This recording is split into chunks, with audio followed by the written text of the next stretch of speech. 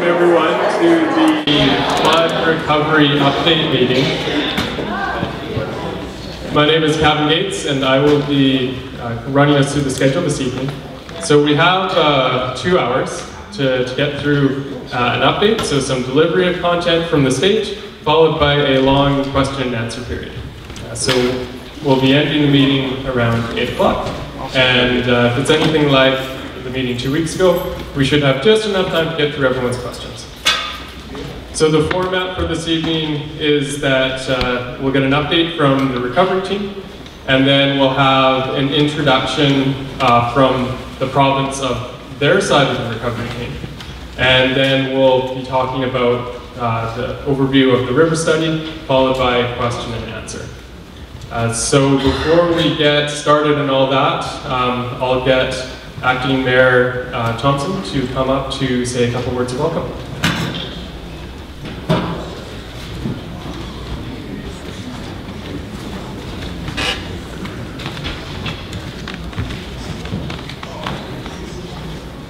Good evening, everyone, and thank you for coming to this very important meeting tonight. Mayor Conrad says his regrets that he's unable to join us tonight, but we want to give you a brief update of some of the activities and things that Council has been working towards. We have received the hydrology report from the flood recovery team, and we are waiting for recommendations from that team on what our next steps should be. In addition, we are working with our Chief Financial Officer on revitalization tax exemption bylaws on the improvements that have been made to properties negatively impacted by the flood. So there will be more to come on that over the next few weeks. And the last thing I wanted to say for those who are in business that our wayfaring signage is in the works, and hopefully will be up before the end of the summer. So again, thank you all for attending, and please feel free to ask any and all questions to our team leads and the ADMs that are present from the province. Thank you. Thank you, Councillor Thompson. And now from the flip side of the political spectrum, we have Chair Russell from the Regional District. We'll come say a couple words. For anyone who's wondering, if you pay your taxes to the Regional District, this is the guy to look at. If you pay your taxes to the city, then the councillors are the ones to look at. Hi, thanks Kevin. Welcome everybody. I guess the only piece that I would like to make a note of is one of the conversations earlier today that we're having is about the challenges that we've had, and I'm sure a lot of you have been frustrated about the way in which we've had to be kind of creating a plan and developing that plan and implementing that plan all simultaneously. And that is a real challenge for us in local government. It's also a challenge for many of you, and a bunch of this group up here in front of you has been, I think, tackling that head on in terms of having a lot of faith in terms of the recovery process and dedicating their time and energy to trying to help build back this community better than what we had before. And so I'd like to, I guess, start off with a bit of a round of applause for these people who put a lot on the line for us. Thank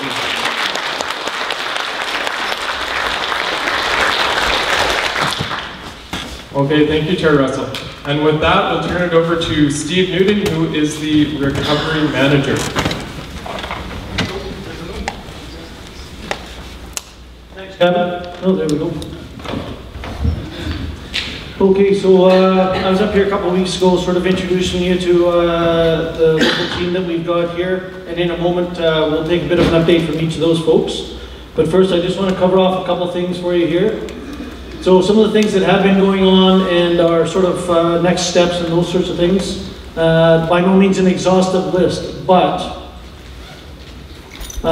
earlier today, well actually all day, we've been in meetings. We've got some representatives from the Provincial Disaster Recovery Team here, their leadership in town. So we met with the different sections all morning, and then for the afternoon we had a another meeting to do with the economic recovery, and I'll leave that to Jennifer to speak to.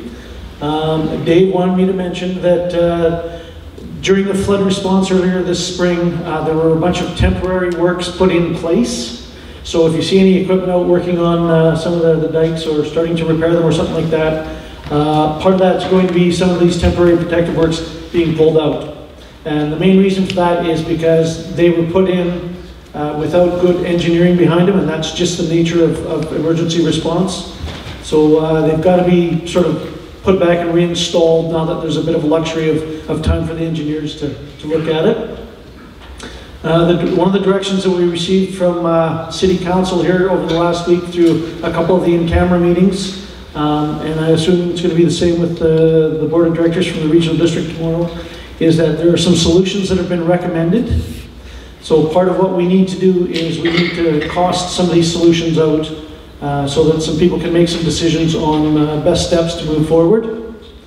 So I can't really tell you much more about that one now because everything's still being done in camera with the council and the regional district board. We're looking at different funding opportunities. So pretty much the direction we got from the province was, to the greatest extent possible, go out to existing sources of funding for help. So I would use the Red Cross as an example. They've got programs. There's a number of programs available for economic recovery. There's a bunch of existing programs around helping people on the social side and what have you. So reaching out to those programs and trying to figure out how they can come into a part of the solution anyway. And then where there's gaps being identified, which are already starting to happen, then we can go to the province and present to them what our needs are. We're going to be doing a public outreach on some of the stuff coming from this river hydrology report. So I expect sometime in the next week or so you'll hear from us. I haven't decided the best way to go about it, whether to present all of that for public outreach in a big environment like this, or whether to take it to the communities that are being affected, because there's different possible solutions for each of the different smaller communities within the larger one. The best practice around that is to go out to those communities and talk to the people directly. So we'll put some thought to that and put some structure around that here before too long. And then another, excuse me, very high priority for us is those that need interim housing through the winter. We've already begun the process of inventorying existing housing stock and what have you. We're going to have to go through a process pretty quick of matching people's needs to existing housing stock so that we get a sense of what some sort of gaps might be around that as well. Cool. On that note, here's the housing push. Just a reminder, if you need any housing or if you have any unmet needs, here's a number for you to call. That'll get you through to Rachel Warner, and Rachel will then sort of try and help guide you to the best solution within the larger team here. We're really trying to get to the point where there's kind of a single point of contact for you, as opposed to you having to go to 8 or 10 different organizations to get partial answers to your solution. We're not there yet, but that's exactly the one we're working towards. If you have any available housing, and some of the folks have started to call us up already, and there's been a few creative ideas coming up around private sector involvement in housing development and those sorts of things, please give us a call here. We may not get back to you within the first day or two, because we're fairly busy, but we will get back to you. We want to know if you've got any housing stock available now, or even if you're close, if you've got something that you might make available for a few months and needs a little bit of work or something, because there's conversations going on around incentive programs to try and stimulate some of this. So an example there might be if you've got an unfinished suite in your basement and you need a little something to help finish that up to make it available for 6 months or something to that effect. We don't know what that looks like yet. We've made some proposals to the province about that, and that conversation, I guess, is ongoing. Oh, sorry. Uh-oh, that might not work. There we go. So the last slide for right now is, here's some of the main contact numbers. So just a reminder, if you have any sort of needs or questions or concerns, or can offer any sort of solution to anybody with any sort of economic recovery, business needs, Community Futures, and there's the number there for Jennifer's office. If there's anything to do with the environment, that'll be Mike and his team over here. Again, the same number for Rachel, any housing and unmet needs, that's the number there. And that can be anything from any of the socio-economic kind of needs that you might have. Even if you just feel like you need to talk to somebody or what have you, Rachel and her team can kind of help sort of steer some of that. Any of the critical infrastructure stuff related to the city, Dave's your person on that, so there's his number. Of course, we've got Lena and her team with the Red Cross. They're around for a few more months anyway, it sounds like. So we've got their number there. You know, they've got the HEAT program and a couple of other ways of helping support. And then our recovery center number, the main number into where we are at this point. If you've got any questions, or if you've got spare housing stock, or if you've got any ideas, or what have you, that sort of thing.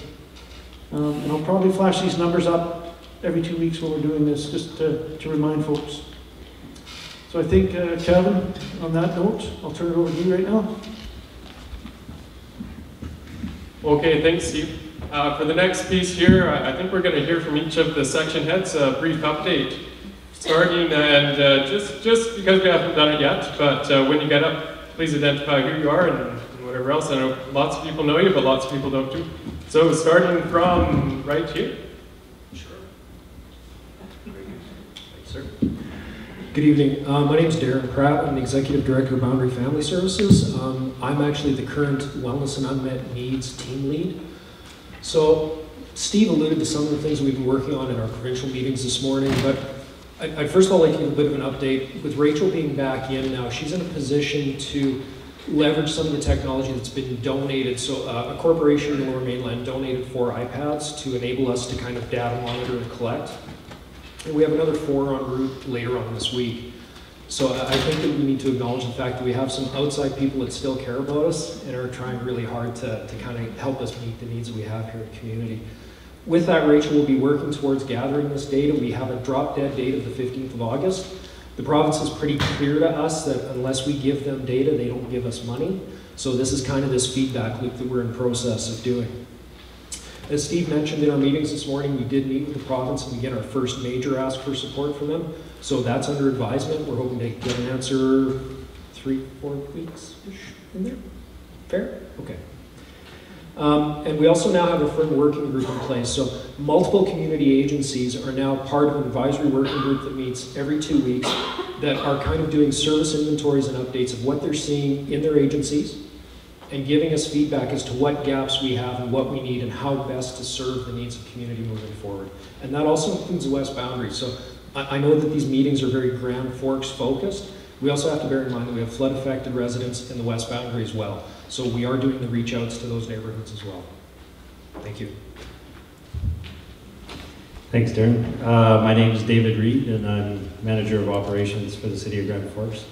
I work out at Public Works, and I've been in charge of critical infrastructure during the recovery here. So I guess starting off, the curbside cleanup ended on Monday, so it took a few days to catch up from that end date, but I still get phone calls, people asking if they can still take things to the landfill.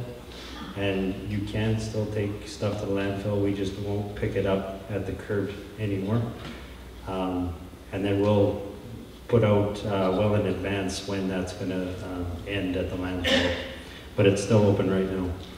We're also working with people through the demolition permitting process and just working with them through that. So please again, talk to your local building departments to get a demolition permit before you start removing any structures on your property, just to make sure that it's done safely and there's no utilities hooked up, and we can do it once without issues, I guess. This week I've been working with the engineers on, as Steve mentioned, some of the temporary emergency works that were put in place during the flood or shortly after the flood. Due to the, saturation in the conditions, we do have to go back and remove some of those. So the engineer has gone through kind of put a scope of work together, and we have our application into the deputy inspectors of dikes to go back and remove some of that work and replace it, so that we have at least the same protection works in place for next year at the very least. So we did get all our applications and permitting in for that, and working with the city's insurance company.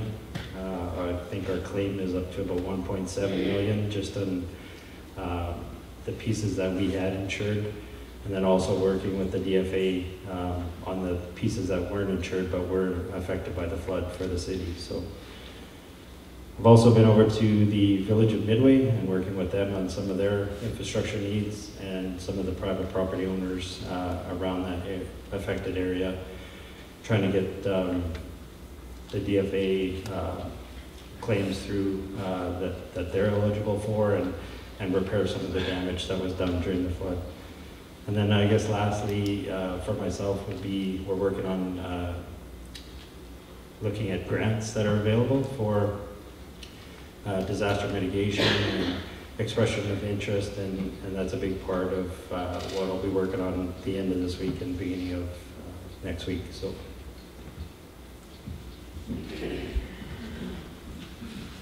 Hi everyone, my name is Mike Tolis. I'm with the Kettle River Watershed Authority. I'm standing in today. If anybody was here for the last meeting a couple weeks ago, Jessica Mace was the environment lead, and I will be taking over for her for the next little bit until she's back in August. A couple things I just wanted to update everybody on. The first is a couple of things, assessments that we're waiting on. So we're waiting on a debris assessment and a contamination report. So those are coming pretty soon, and we're starting to get things in motion to be able to take some of the known debris that we're aware of out of the rivers and look into some of the areas that need further sampling and testing for contaminants. Second thing is we just started work yesterday on McRae Creek out at the lake. They had a culvert blowout and a significant amount of sediment deposit down by the edge of the creek. There's a lot of homes that are down there that are impacted and are at threat for being impacted further. So we brought a hydrologist down there to have a look at it, and we're working towards a Section 11 application, which is allowing people to do in-stream works. That's a priority right now for us, as some homes are at risk. So that was the second thing, and the third one is for everybody from the entire Boundary region. Is that we had a meeting with the province today, and they were very receptive to working together to try to alleviate some of the barriers for the people that want to conduct Section 11 works in their areas for protecting banks and erosion protection. We've already got a number of people that have contacted us with concerns for their property. So us at the Kettle River Watershed Authority, along with some contractors in the province, are going to be putting a team in place to be able to help people navigate the process and get the information that they require. So just for everybody here, and tell your friends and anybody else that needs support with bank erosion and stability, that they can contact us at plan@kettleriver.ca, or our phone number is 442-4111. And you can talk to myself or talk to Nicole or Jessica, and we'll be able to help get things in process in order for you to get that permit to do that work. Thank you. Good evening, I'm Bob Huff. I'm the Executive Director for Habitat for Humanity here in Grand Forks. And things haven't changed too much with the housing section since I was here 2 weeks ago. As Steve alluded to, one of the things that we need to do is we have to get the data together. We have to find out, we have to meet up, the people who are in need with the, people who can provide housing.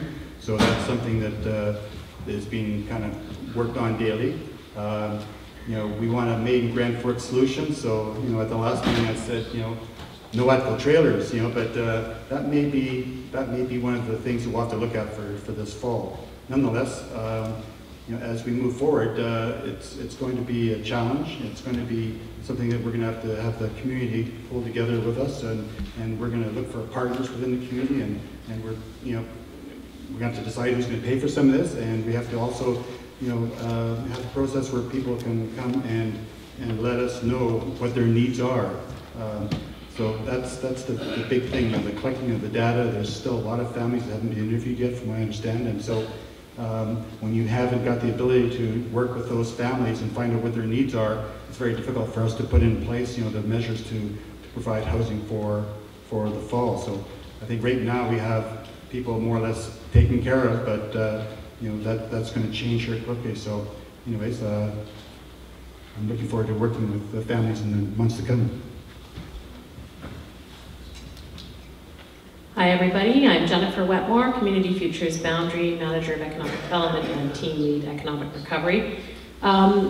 We've been busy. In the last 2 weeks, we have delivered some short-term recommendations for the business recovery process that was developed in consultation with business community. That has been provided to the city, regional district, and to the province for their consideration. We have had ongoing and continuous work with the DBA and Chamber to assess needs of business and to advocate for an Open for Business campaign for Grand Forks and the Boundary region as a whole. We are seeking resources from the province and from others to help us develop that in the next few weeks. We know it's a priority. We have had continuous contact with Ministry of Agriculture. They have somebody on the ground here right now who has been meeting with agricultural producers to talk to them about their concerns, about where the gaps are in funding support for them, about erosion control, and about a whole lot of other things.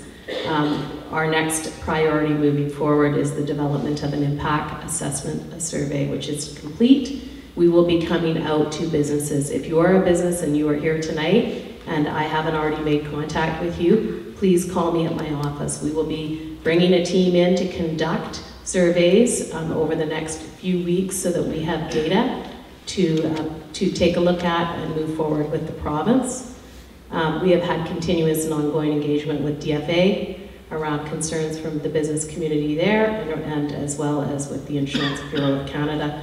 I will tell you, at the information that I looked at this morning, we have about 25 to 30% of the businesses in the downtown core and the immediate surrounding area, Highway 3 and a little bit further out, that are still closed as of today.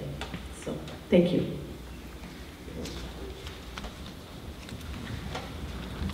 All right, thank you, Jennifer, and the rest of the team leads. So now they don't wear capes or masks, but they still move mountains of regulations and paperwork. We have with us in the audience tonight from the provincial government, the leader of the Disaster Recovery Branch. I think I missed a couple of letters in the acronym, but Ron Burleson will be coming up here to introduce his team. Thank you for that. So thank you and good evening. Thank you, Acting Mayor Thompson and Chair Russell, for the invite. My name is Ron Burleson. I'm Executive Director of the Provincial Disaster Recovery Branch. I'm actually with the Ministry of Forest, Lands, Natural Resource Operations, and Rural Development. So lots of letters in my name. Ron, we can't hear you. Okay, sorry about that. So we've assembled a provincial team to support the community team that you see here. And I'll just read the names out. And I'll just ask them to quickly stand when I do call their name. So just quickly, Jennifer Walker, Senior Recovery Manager and Deputy of the Provincial Disaster Recovery Branch. Margaretta Lund with Health Emergency Management BC. She's the Health, Wellness and Social Lead. Jim Guido from Flynn Row Regional Operations. He's part of an overall flood assessment group that we've assembled, and his particular focus is on authorizations, so the Section 11 work, etc. Larry Olson from Regional Economic Operations, my ministry as well. He's the economic lead, as well as Mark Imus, who's the director for the South Region for Regional Economic Operations. The Disaster Financial Assistance Group from Emergency Management BC is a key component of our group there, and Johanna Morrow is the manager of that group. With us tonight also is Lindsay Eastwood, from the Southeast Regional Office of the MBC in Nelson. And then we have a few folks who are not here this evening. Jim Swan from the Ministry of Municipal Affairs and Housing is our housing lead.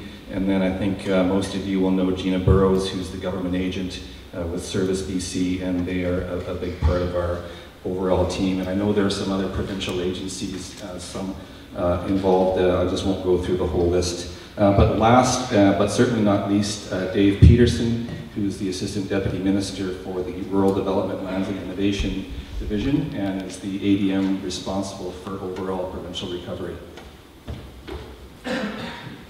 Thank you, Ron, and that's me, in case you're wondering. And I just wanted to say a few words on behalf of the provincial team as a whole. And actually, before I do, I wanted to step back a little bit because I lost my house to a fire a number of years ago, and I think I can partly understand, but only partly understand what you're going through. I was also leading and continue to lead the disaster recovery from the wildfires in the Caribou from last summer, and actually lived in the Caribou for 40 years prior to that, and still know very well lots of people there, and heard from them lots of the same kind of stories that you're going through. So I know I don't know exactly what it's like for each of you or all of you, but I certainly have a bit of a feel for it. As far as our provincial government team, you know, as Ron touched on a lot of the names, very much across ministry, across government. Our role and my role is really just to coordinate all of that. And Ron identified some of the leads for each of the specific activities, but our big role is to make sure that we all know what each other are doing, we're all talking to each other, and quite frankly, making sure that the right hand knows what the left hand is doing, which is very, very important. And then another key role that we have, and I personally have, is making sure that we're communicating through to the ministers and through to the Premier, ultimately. And I know the Premier has been here already and following up on his commitments. Because if I back up a little bit, the provincial role really is enabling and assisting you here in Grand Forks and area to define, to move forward in a way that works for you, in a way that you want. It's not our role to step in and tell you what to do, or to step in and tell you what the future should look like. We see it very much, our role is to help you, even to help you, if that's what it takes, to define the future that works for you, the future that you're looking for your community, and then help you implement that, help you get there. And I know that's an extremely tall order. You know, on the one hand, we heard the chair talk already about building back better. That's one of the key principles in disaster recovery is to build back better. There's a huge opportunity for us to create a community that is less at risk for this kind of event into the future. And there's also a huge opportunity to create the community that you're looking for, to build back better for the community for the future. But on the other hand, as you also heard earlier, there is a huge challenge, because that takes time. It takes information. You're going to be hearing about some of that information yet this evening. It takes data, and quite frankly, I know that that's at the same time that many of you've had your lives turned upside down. And you don't have a lot of time, and you don't want to take a lot of time. And you want immediate answers, and you want immediate action. And that's a huge balancing act between those two things. I've got an incredible amount of respect for the leaders, both elected leaders and just leaders in your community that are dealing with that balancing act, that need to get some immediate answers, but also to move forward in a way that gets you to the future you're looking for. And then the last thing I wanted to just say is Grand Forks and community is definitely on the provincial radar, will remain on the provincial radar. The team that Ron introduced is really actually the tip of the iceberg. I've got a phone call every week with my colleagues across about 30 different government agencies, just to make sure that we're all aware of what's going on, what's needed. I know we will be, as I said earlier, tapping into the ministers and and the Premier's office, etc. And very much, we are here to help you and the community get to where you need to.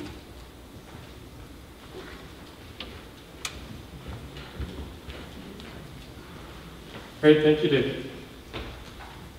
So fantastic to see the provincial representation and to hear some words from Dave about how we're in this with the province, which makes me really excited about the next piece on the agenda here, because we're starting to talk about solutions.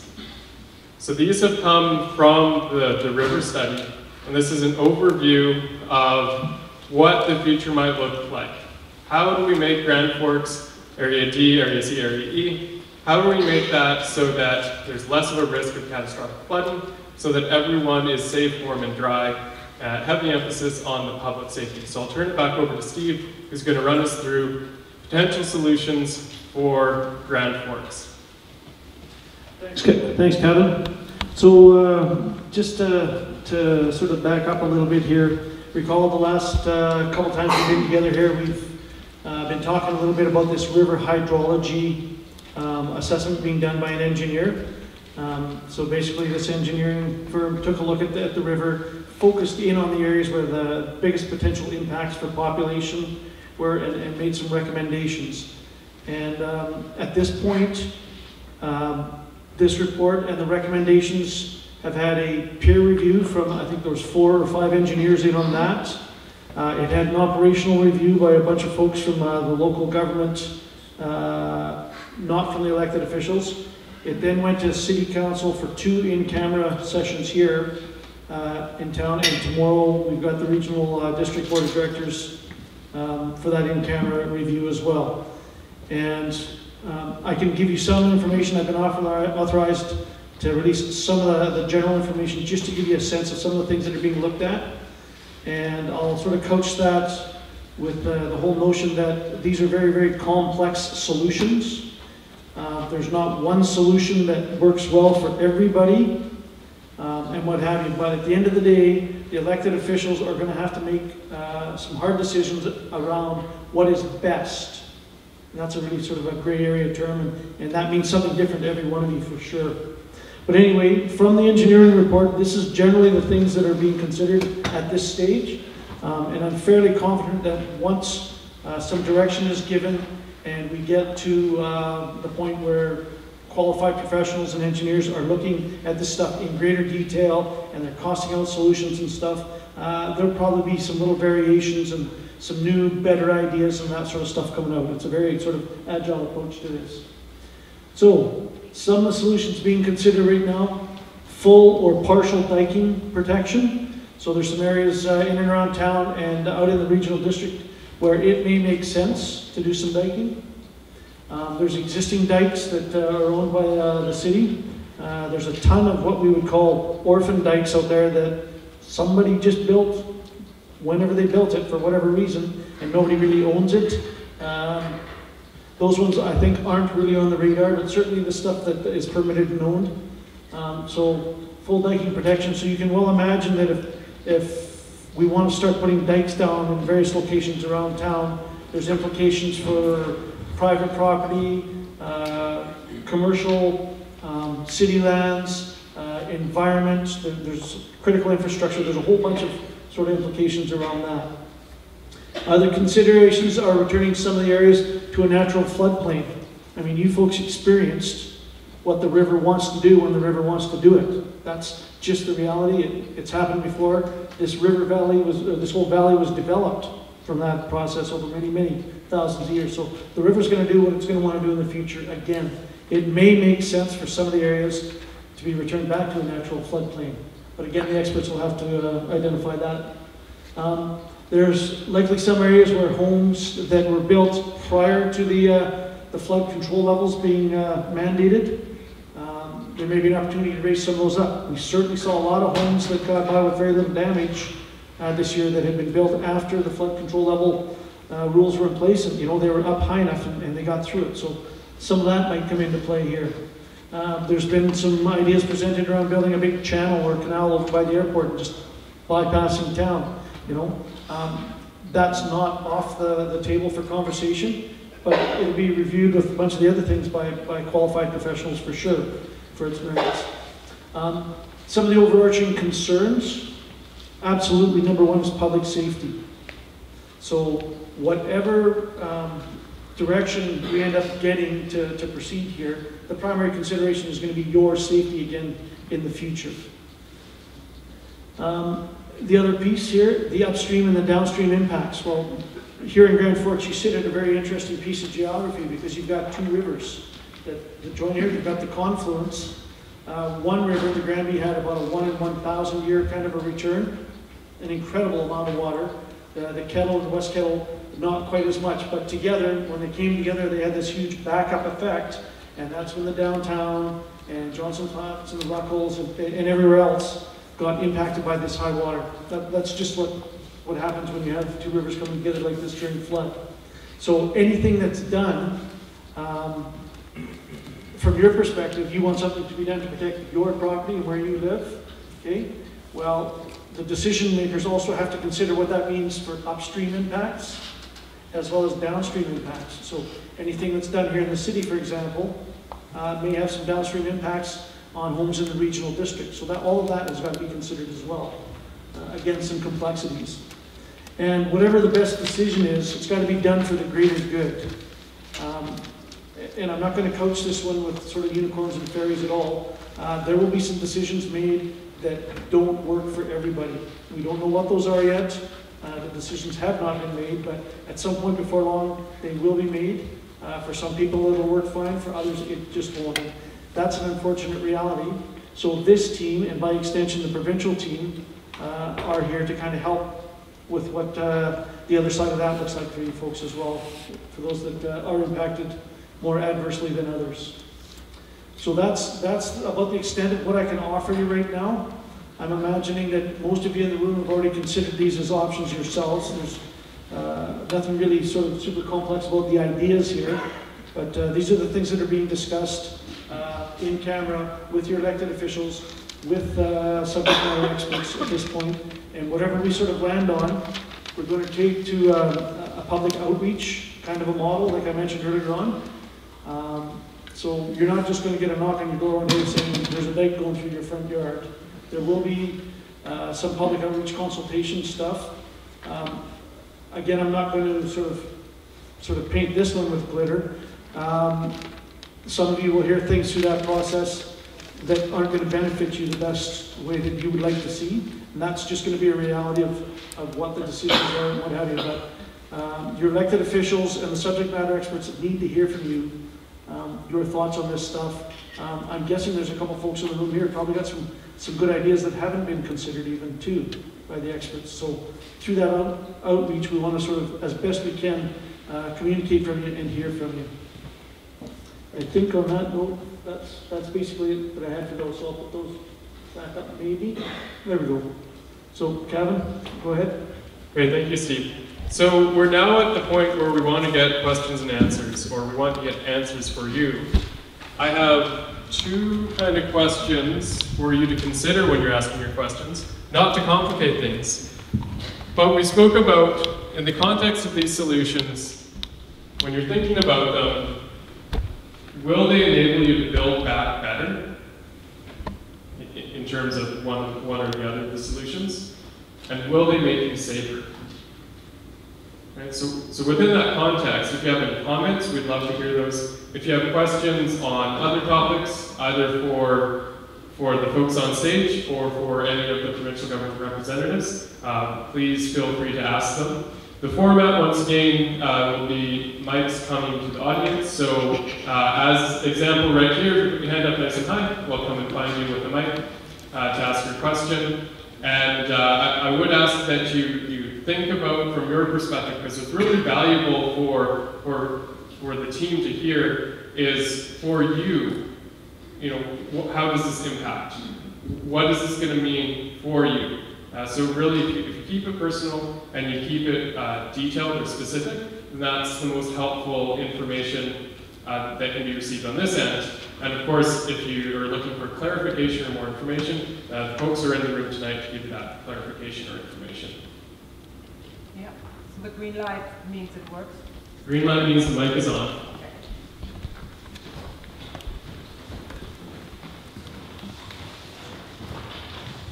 Hi there, my name is Jennifer Houghton and I live in Johnson's Flats. And so my house was flooded 2 years in a row, and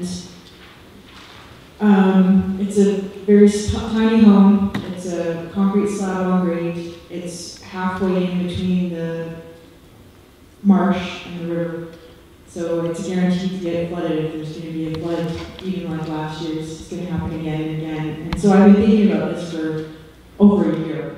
And my solution is to dismantle my current home and build a tiny house on wheels. And so, you know, I need to know, like, this week if I'm going to start that building process or not. So when is the decision going to be made which homes are being raised to the 200-year flood level, and who's going to pay for that? Well, Jennifer, all I can speak to about that is what the process looks like to get there. So at this point, we've just come through a period where everybody here is saying, give us some money so that we can get on with things. And the province is saying, well, tell us what you need. And, you know, you heard references to, we need the data, we need the information and stuff like that. The province can't really make a good decision on how to support us unless we tell them specifically what we need. So that's kind of the process we're going through now. The asks that we're making have to be backed up with some sort of rationale, or they have to be based on some existing gap or something to that effect. And in order to do that, the housing needs piece that Rachel's team is going after is absolutely critical, because a lot of the recommendations that we're going to feed into the province for support are going to be based on the information that her and her team generate. So is there going to be an answer for you this week? I'm going to say most likely not. The elected officials still have to come to a decision on what they want the best solution to be. And that's still going to require more subject matter experts to drill down into more detail around impacts and costs and that sort of stuff. Okay, so I can't give you a better answer than that, I'm sorry. So, well, basically the answer is I'm not going to get an answer in time to know if anybody's going to help me pay to raise my house, because the DFA money is certainly not enough to do that. So then I'm going to have to go ahead with my own solution, which is to build the tiny house on wheels. And my challenge, my struggle over the past few weeks has been that there's a planning process that I have to go through, and I'm expected to pay a $750 permit application in order to do this. And so that $750 permit application I would like to ask the city to waive it. It doesn't really make sense that I have to pay that the city is going to profit because I lost my home to a flood, and this is the solution that I have to come up with right now. Is there someone with the city who could address the permit issue? Anyone here tonight? In terms of the process for that, I would have to go before council and be a decision of council in order to direct staff to waive those fees. So the people are in the crowd tonight to hear that in terms of having councillors present, and ultimately it's their decision to waive permit application fees, be it for utilities or for, I think it's a temporary use permit, or I forget what it is. It's a temporary use permit for the tiny house on wheels. So I would really like to ask for the support of council in this. That's $750. You know, that's DFA money that I got to rebuild, not to give, to pay for some paperwork that needs to be done. So I'd like to ask for the support of council. Right.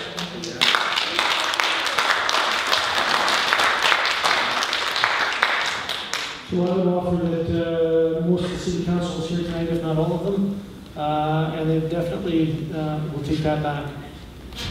We did pass a motion last Wednesday to waive building permit fees and other related fees. We kind of left that open for staff, I think, to look at on a case-by-case basis. My understanding.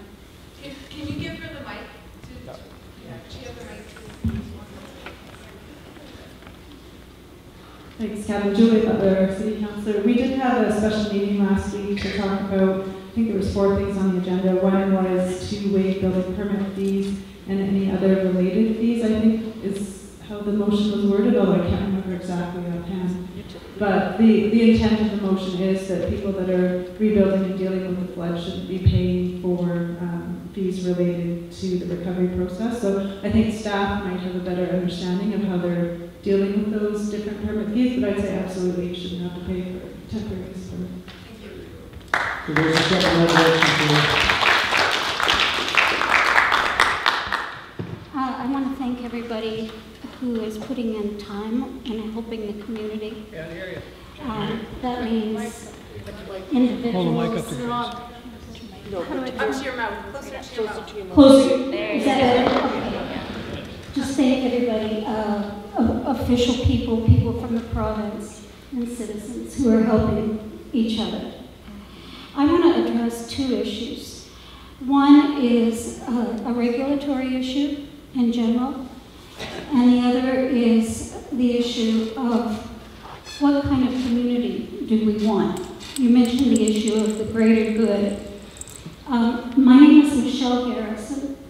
I'm a psychiatric social and psychiatric medical worker. I was displaced by the flood, as was my psychiatric practice. I live half a mile from the Kettle River and 12 feet above the floodplain. Last year I was flooded, but we were able to keep it down to about 4 or 5 inches. This year, despite hours of bailing and pumping and very high sandbagging, my lower floor of my house was flooded 3.5 feet. I lost all of my professional files and all of my personal files. And as those of you who are impacted know, it takes hours to reconstruct this information, and much of this information is vital for disaster funding relief. So the question I want to ask is about local regulations. The week before the flood, I took a looky-loo ride around the floodplain, and I saw all the houses that were flooded last year in a much lower flood, and noticed to my horror the number of for sale signs. This was 5 days before this year's flood. For sale signs on those flooded out houses that are still damaged from last year. And to my further horror, I noticed brand new sold signs on houses that would be catastrophically flooded in 5 days. I asked some of the people who had recently bought expensive floodplain land or homes and been told that the realtors told them, oh, last year, that was nothing. That was a 150-year flood. That's a lie. Are those realtors liable? Or is it just, you're a sucker and buyer beware? Is that the kind of community we have? That's a question I have for the city, the province. How do we regulate the sale of property and living space in the community? And we all know that floodplain is cheaper than high and dry ground. So what are we saying economically about economic classes of people? If you're poor, well, I guess you take your chances in the floodplain, right? The second thing I want to say about, or ask about regulations, are zoning and building permits. My neighbor had just put in his foundation, which was inundated on a floodplain. And the same issues hold true not only with realtors, but also with the city who granted him, weeks before this year's flood, a building permit. So where is the regulation around realty sales, realtor honesty, city zoning, and the city, and maybe RDKB, the granting of building permits to keep our community safe?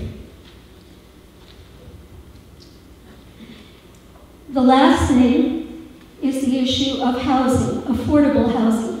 Do we have a community, do we want our future community to be only well-heeled retirees? Or, and do we want the people whose homes were destroyed, for example, in Rockville, to only be compensated for their material losses, but not for the loss of their land, being a safe place to live? So if they're not compensated for owning land that is uninhabitable in floodplain, what are we saying economically in our community? That we want well-heeled people that can afford to live elsewhere? So these are things I'm asking us to think about. The last thing I want to address is a regulatory thing. Since I have been flooded out, I've been thinking a lot about, well, where else can I live? There are very few places to buy or rent in Grand Forks. Does that mean people move out of town and we lose important infrastructure and valuable neighbors? Well, my sister-in-law told me a story. A friend of hers whose family, herself, her husband, and her small children were displaced in the flood, were finally able to find a one-bedroom apartment, which is, you know, there aren't that many apartments in Grand Forks. And they were told this one-bedroom apartment would be $1,200 a month. They consulted each other because they'd lost everything, and they said, well, we'll call you back. And they decided, boy, we better take it. They called back, and the landlord said, it'll be $1,700. We've had such a response, and there's so few places for rent, and we're probably putting it up for $2,000 a month. Can you do that? And they couldn't. That is a regulatory issue. Thank you.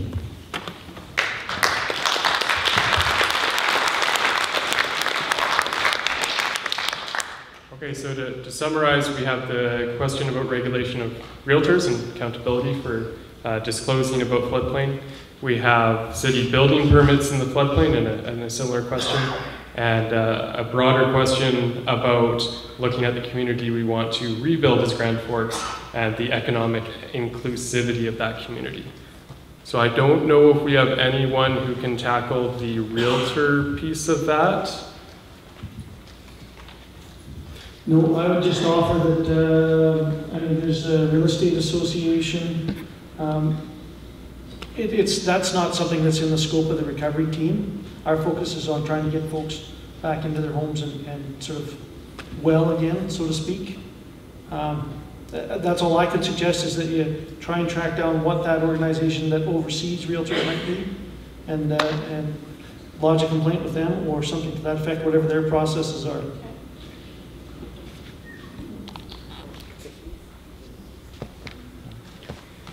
Thanks for the question. Also, just to highlight, I appreciate all those comments.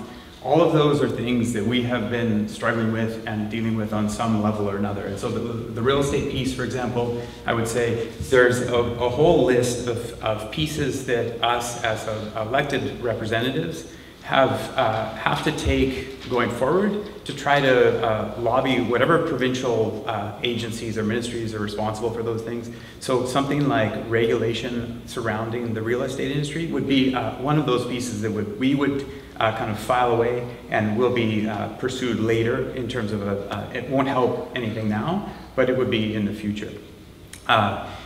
So it's good to hear those comments, even if there's no action that's going to come out of those immediately. The building permit piece, I would say, and I think the city and the regional district are very similar in terms of there is very stringent regulations around building construction and the hoops that have to be cleared in order to get that permit to build in the floodplain. And so we rely a great deal on engineers and professional reliance there to make sure that if you wish to apply for a building permit in those situations, you have to demonstrate that you have recognized the risks there, and you're taking on that responsibility and bringing in outside experts to be able to get that permission before you get to a point where you receive that building permit. So those two pieces and the vision for the community, you know, that in the future, I would say that's in large part why we have this model here. We have these people sitting up in front of us, is that we didn't want to design a model as elected representatives or as local government in general. We didn't want to design a model that involved bringing in a bunch of outside assistants and then having those people leave when they felt like their job was done, quote unquote.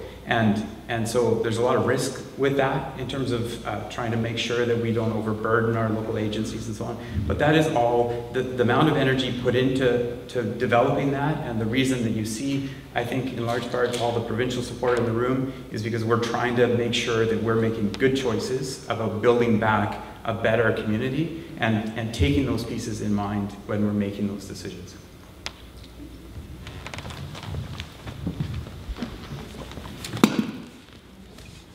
So we will go side to side, so similar.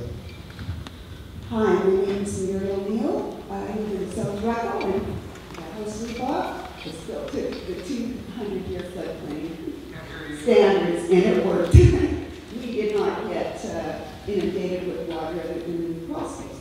However, next door to us, we own an older house also, and we rent it out. Now, we rent this house out for a very reasonable amount. I don't know if our renter is here. We love her and she loves us. And there's no way we're going to kick her out so that we could charge $2,000 a month. Now, this house lost the hot water heater and the furnace, gone. We cannot get, though coverage, any help to do with that, because we would have to declare as a small business, and to declare as a small business, it has to be more, you have to be earning more, the majority of your income that way. It doesn't work that way. We live on pensions, but we charge less, and it does not cover. It's not above what we earn in pensions. Just pensions.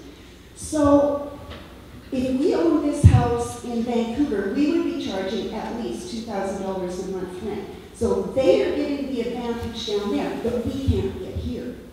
Is anything being done about this? We've been complaining. This is ridiculous. We're treated like people down here when you live in the interior. So I think what you're speaking there to is largely around the Disaster Financial Assistance Program, which really is, and I can't emphasize this enough, it really is not an insurance scheme. It's a partial solution to help bridge from an event to you sort of getting on with rebuilding your lives. That's the intent of that legislation, and it is legislation, so it is law, so there are limitations that they have to abide by when they're awarding folks. And it's been very clearly communicated and well understood that the business sector at large, and particular examples such as yours, aren't supported by the Disaster Financial Assistance Program. So I do know from earlier meetings today, Johanna was here. Perhaps you would like to just speak to that a little bit. Just a couple of comments. I totally hear you, and I have a lot of sympathy for you. I totally hear what the lady is saying. I have a lot of sympathy for her. But the point of the program is to provide a helping hand when your home is at risk. So in your case, your home was not at risk. The program was not designed to be supportive housing, or it's strictly disaster aid. So your tenant, the damage that your tenant had, either any content losses or things the tenant owned, we might be able to help with that. But again, it's the principal residence, the home that you live in, that we support. What about the home the tenant lives in? So the tenant, the contents, because the tenant owned the contents. Where's she going to live this winter? So this, yeah. We need to figure out where the tenant's going to go. So this person is asking, what about the tenant? Where is the tenant going to go? And yes, that is a problem, and this is why we have the larger group here to look at what the housing needs of the community are.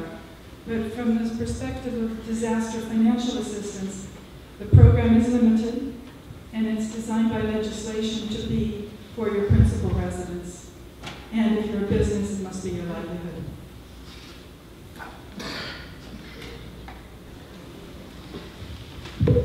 My name is Jessica. I live in South Rockville. As you'll probably hear tonight, there's quite a few of us here. My question is, what is your plan or timeline for South Rockville in general?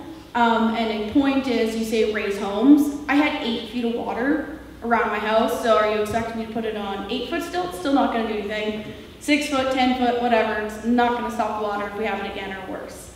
So just throwing that out there for you to realize that 8 feet of water is a law, and my house is built to flood standards. Yes, so my response to that would be there are several solutions being looked at, and South Rockville, whatever the experts and the elected officials determine to be the best solution will be the one that's acted on. I mean, you folks will be engaged for your input as well. I don't think it's realistic to expect a house to be built on 8-foot stilts. That's just not on, right? So again, I emphasize not every solution is going to work for everybody in the room, and that's just one of the hard realities of this situation. It's not because people or different levels of government don't want to help you find the solution. It's just that in some cases there may not be the solution that works best for you. I mean, that's all I can tell you at this point. Is there any way you can give us a possibility of a timeline for these areas that were severely affected, that no matter what next year, the city is taking a certain precaution, so to minimize what has happened in any way or not? Is there any way we could find out in October, everyone is fighting to get back in their homes or being placed in ATCO trailers or whatever, that you can go, okay, next year, you're not gonna have 8 feet of water. We can do this to try and help it, do that to try and help it. Is there any way we can find out in the next few months, if possible, that we're not gonna get screwed over again? I'm 23. My option next year is going bankrupt and leaving town, because I won't be able to go buy another house. There's no rentals. I'll be moving back to the Caribou. That's the problem, right? And there's a lot of young people that are in my place that look at it, what's my option? Borrow a lot of money and cross my fingers I get paid out enough to fix my house so I can get into it? Or do I go bankrupt, wreck my credit for the next few years, and possibly by the time I'm 30 or 35, maybe someone will look at me and say, I'll give you a mortgage? Tonight we can't give that answer because a lot of that is still being held in camera by the elected officials, meaning legally they can't release, or we can't speak to any of it until they release the information. And they are really truly considering what is the best solution for the greater good. I would suggest the way the conversation is going, that certainly by the fall there'll be a forward momentum on all this stuff, and everybody will have a better sense. I'll just caution you to be prepared, some of you, for a hard reality.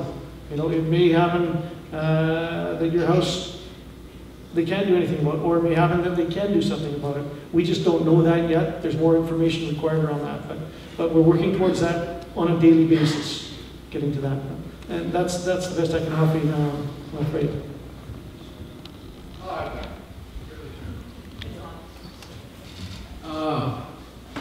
My name's Doug O'Neill. I got a house down on 6941 2nd Street, and I got my relief check today from disaster relief for $97,000, and it'll cost me at least $260 to fix that house. So what do I do now? Do I walk away from it and tell the bank to shove it, and then go back on welfare, or what? I can't give you any sort of decisions to make. You've got to make your own decisions with the best information that you've got. Just realize that there's a number of organizations out there that are trying to help figure out how to help you with stuff like that. Your situation is not unique, unfortunately. There's many people in that situation. Yeah, so what's our next move? I can't tell you that. I don't know what your next move is. That's going to be your decision based on the best information that you've got with whatever assistance. Well, my house is a write-off. I want to know what my next move is. I'm living in a 10 blocks with my wife right now, so my life, it was 104 degrees in there yesterday. Yeah, I'm sorry, I don't have anything more than that. Why have this meeting then? You're not telling us anything that's going to help us. This is the third meeting I've been to, and all we got is people looking up on the stage, looking at each other. It's not helping anybody. Is it because we live in north of the South River? I appreciate your frustration. I've been in a similar situation personally.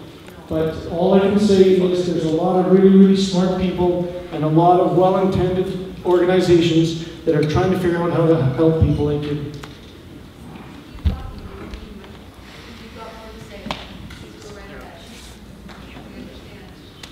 I'm really pissed right now.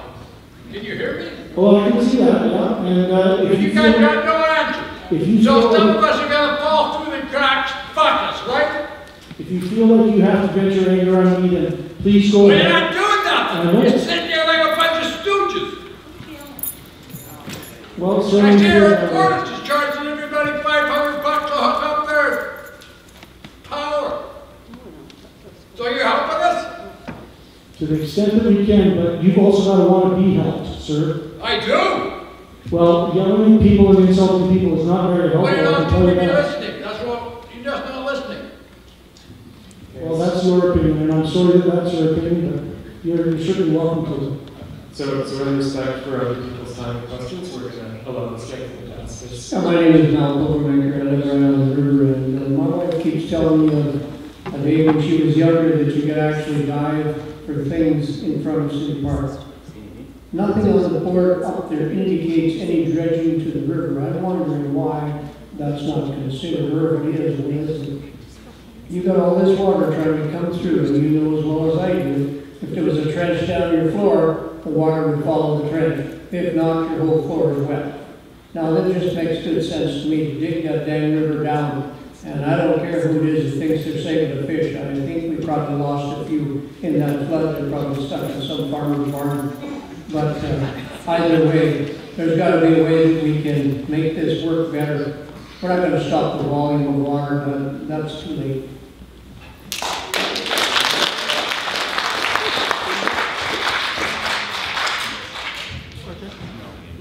Okay. Oh, okay, so Romy will respond to that. I think one of the challenges with the dredging scenario for our river system is that this is such a high energy river system that is not like those meandering rivers in lower down in the basins. But you know, like for our property, for example, you know, we have 5 feet of sand where we didn't have any sand 2 months ago, 3 months ago.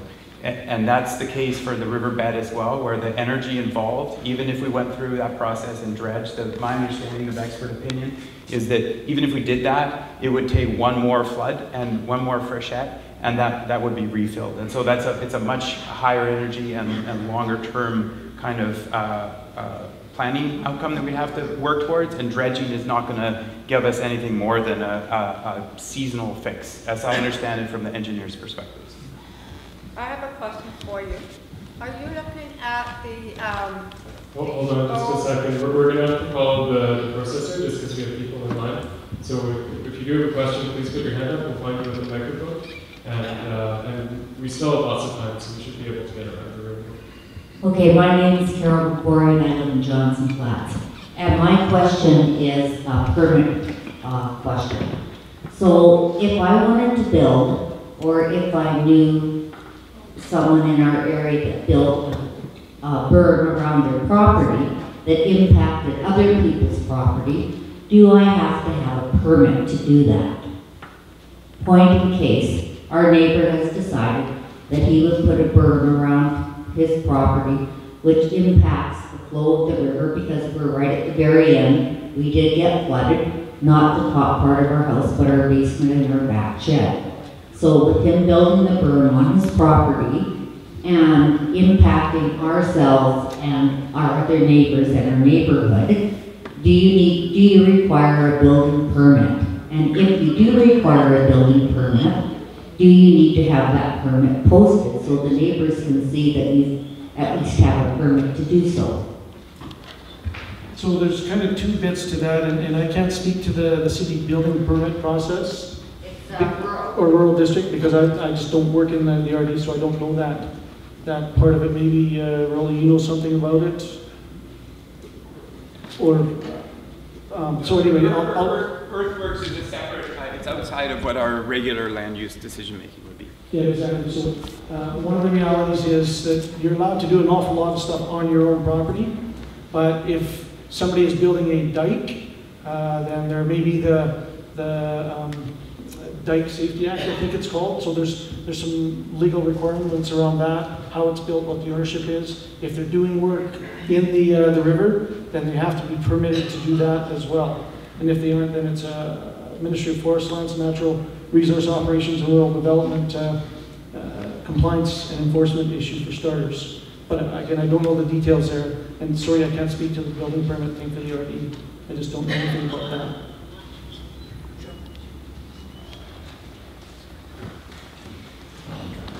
I'll add, well, before we get to there, Carol, there are very specific regulations around in agricultural lands, around moving topsoil. And so that would be one of the avenues that we would regulate or oversee that. But that is not local government, that's the provincial government. So it'll be best to contact them from the provincial government here today, probably.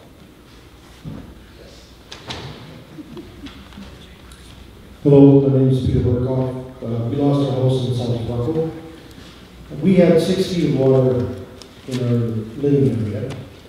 And so what I want to know, is the city issuing building permits for people who were affected by the flooding in South Buffalo to rebuild the existing homes the way they are? Or are we waiting until they make a decision on whether the home should be raised before we start rebuilding? Because I have an insurance company that wants to start doing work, and the contractor wants to come in and start cleaning out the bottom and getting it ready for construction. I don't see the sense of wasting that money if I have to have the house raised.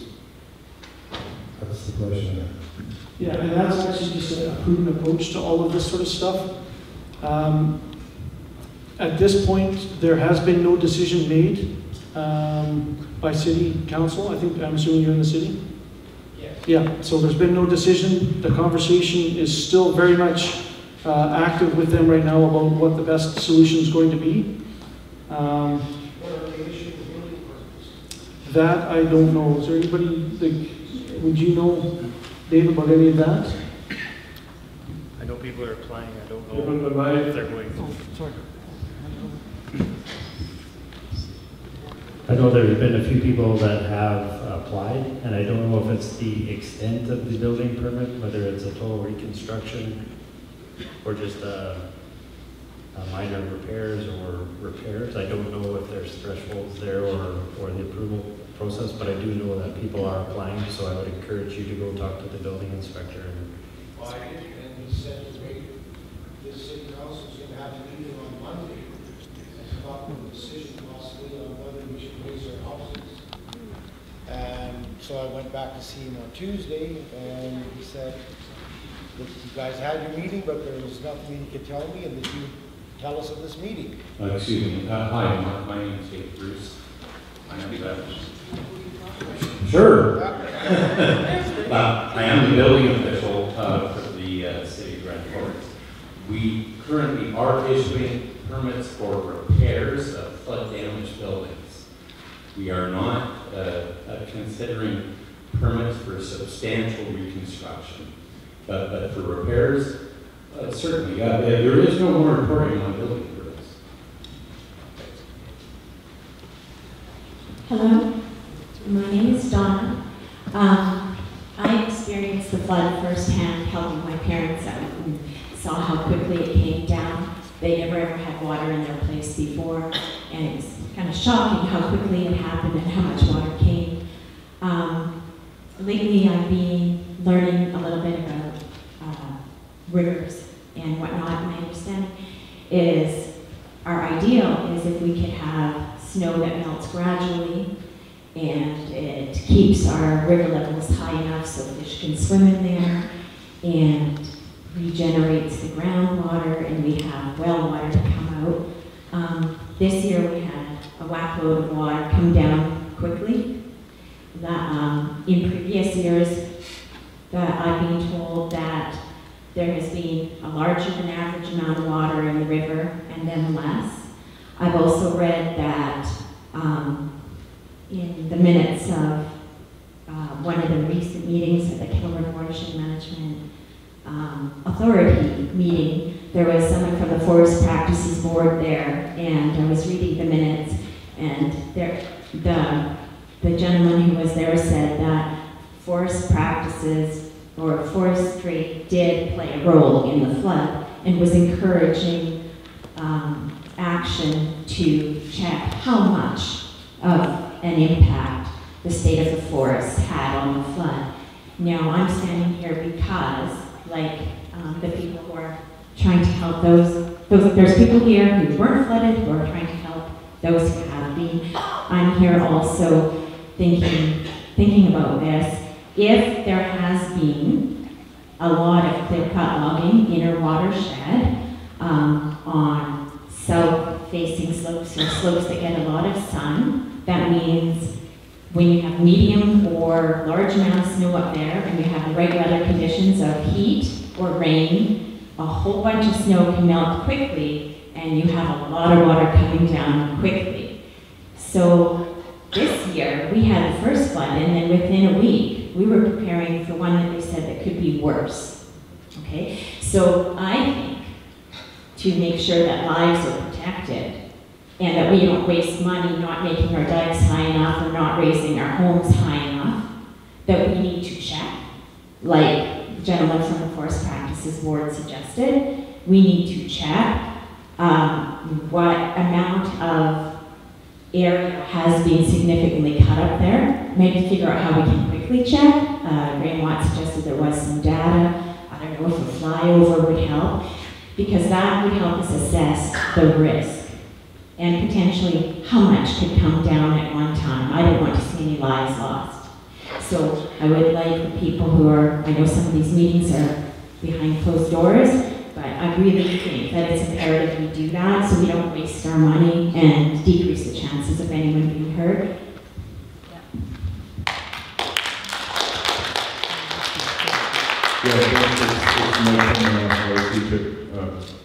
The Kettle River Watershed Authority. You're absolutely right. There's definitely future planning that needs to be done with forestry practices for sure. Also with ranching practices, there's a number of things that are pressing for us to be looking into in terms of protection. But yeah, exactly what you were saying, that the cover of the forest and the absorption that it allows is really, really important for taking water into the ground instead of driving it down into the rivers to bring to us.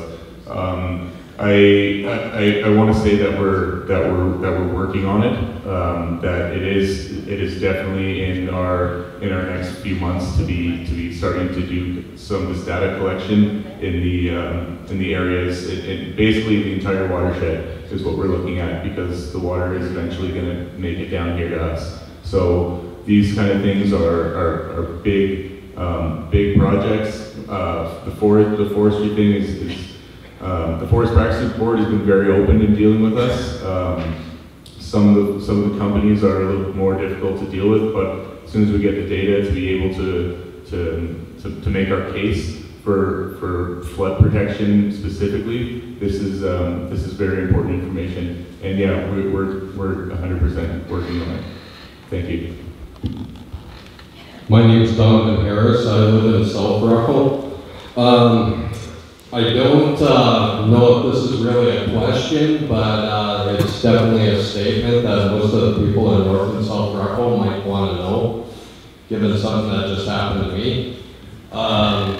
My mortgage renewal is up in September. In lieu of what has happened, they asked for an appraisal, and I just got the results of it. So the city assessment on my property was $82,500 when this had happened, and half of that, over half of that, was allotted for the land value. So we had to take our trailer away because it was a 1968 trailer that was absolutely foobarred in this mess. And we had to drag it to the curb. Thanks, Dave, for taking it away.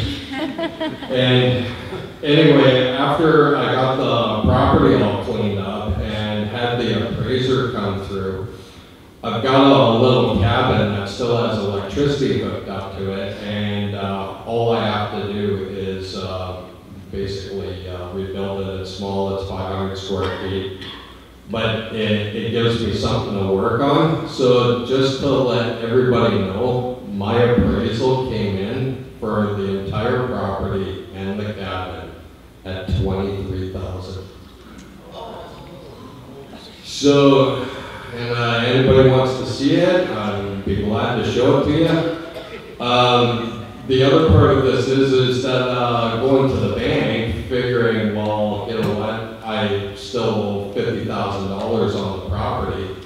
You know, if I could, you know, throw $30,000 or $40,000 onto it for an addition onto the cabin, that, you know, I could bump up the curb appeal a little bit, let's say, and get this thing fixed up a little better and get it back to at least where it was. Not so many words, the bank pretty much told me if I wanted 250 grand to go and get a new place, bam, no problem. 40 grand in Rockall, bit of an issue. Because now, because this has happened in North and South Rockall, the property values are so risque, and now if nobody knows this, they will now, your property value on an appraisal is pretty much been cut in half. The bank doesn't want to touch you because even if you put that money into the house and get it back to the way it was before, they would never recover. So just a heads up. Thanks for that.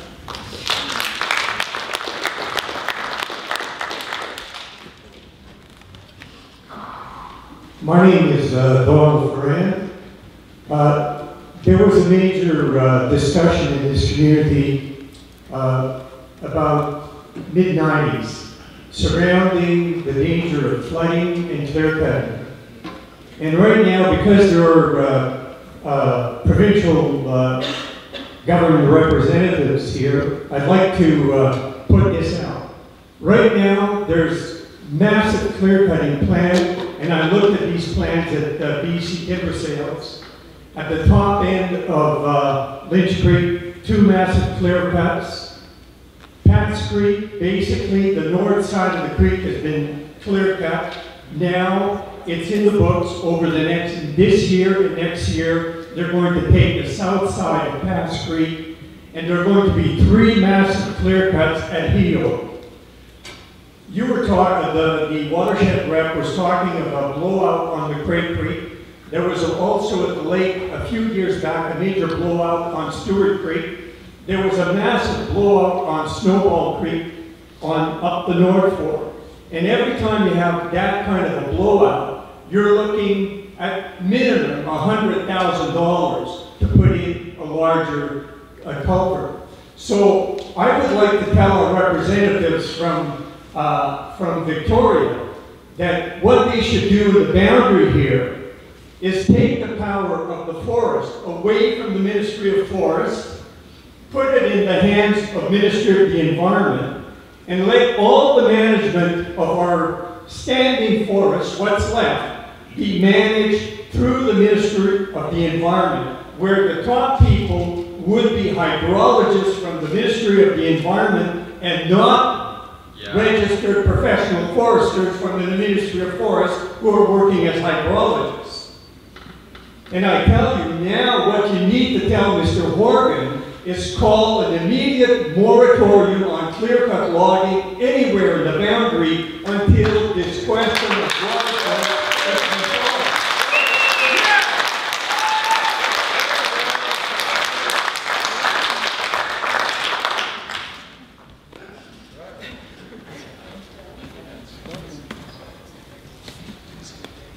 Okay, my name is Jeff Danish. I'm looking at the solutions being considered here tonight.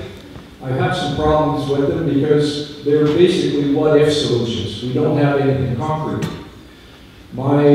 Just a little history here. My family has lived and worked in the boundary area in Grand Forks here since the early 1940s. We've lived on the river. Our family home was at the corner of Granby Road and Highway 3, right across from the Omega. I think anybody's seen the pictures on the news, seen the water blowing through our yard. We had a pretty good current through there. Over the years, my parents bought that property in 1954 and built our family home that was on there in 1959. My mother, who's 85 years old, still owns that home. My brother lives on the property right next to it. The problem that I see here is over the years, we've lived on the river and we've had flooding throughout the area. There's a lot of talk here tonight about the greater good. And with the greater good, there was dikes built on the west side of the Granby with no dikes being put in on the east side of the Granby. Not stating that we wanted to see a dike in that area. My issue was that the diking was put in the greater good, and when the water came down, the city was protected, whereas the people on Granby Road on the east side were sacrificed. I'm listening to in-camera meetings being taken and discussing all these issues, and I'm finding that I have problems with this sort of procedure going on. I guess my question is, once we come up with a plan, because we don't know if we're going to have full decking protection or whether we're going to have a return to an actual floodplain, or we're going to have racing homes to a 200-year flood level, or we're going to have a canal by the airport, or we're going to have to consider public safety, as it said here, or what is the best decision for the greater good. We listened to that over the years since the 1940s, what was in the greater good. We're still running into problems here. What I'd like to see is, will we have a public consultation with residents that are affected with flooding after the elected officials such as the City of Grand Forks and the Regional District come up with a plan so that we at least have some input as to how this is going to impact us. Again, I can't really comment on whether full diking protection will help us or not. We can put a dike in on the west side, but we're being affected on the east side. On the other hand, if you dike both sides of the river, the Riviera will be, the water is just going to go downstream and affect them. We do need to have some consultation before it is actually cast in stone. So my question is, will we have a public consultation before a plan is actually put in place? Yes. Thank you. Yes, so I'd just like to say one thing and then I'll hand this off to you. So yes, I indicated earlier on that one of the next steps is a public consultation process around this sort of thing. And thank you for your comments, because you now see some of the complexities that the elected officials and the subject matter experts are grappling with to try and figure out what this best decision around the greater good is going to be. And I don't know what that's going to be. I'm not the subject matter expert in this sort of stuff, but it's not as simple as putting in a bunch of riprap on somebody's property or on the corner in a creek or something like that, because you're exactly right. What happens on one part of the river can have a negative effect on another part of the river. So somebody needs to be able to sort of inform us on the best practices for that. What do I turn this on? Green light's on. Yep. Oh, is it? Okay. I want to assure you that it is council's intention to consult once we have determined the best options. We want to consult with the individuals in certain specific areas and get feedback. So I know that the process is slow and frustrating and irritating and any other adjective that we could add to that. But these things do take time. We want to make a decision. We want to make the right decision. We don't want to be reactive to an event that could, down the road, have impacts that we haven't foreseen. So please, I'm just asking, please be patient. We are meeting, we are talking, we are waiting for the reports from the professionals, and when we have something to bring forward to you, hopefully in the nearer future, then we will do that.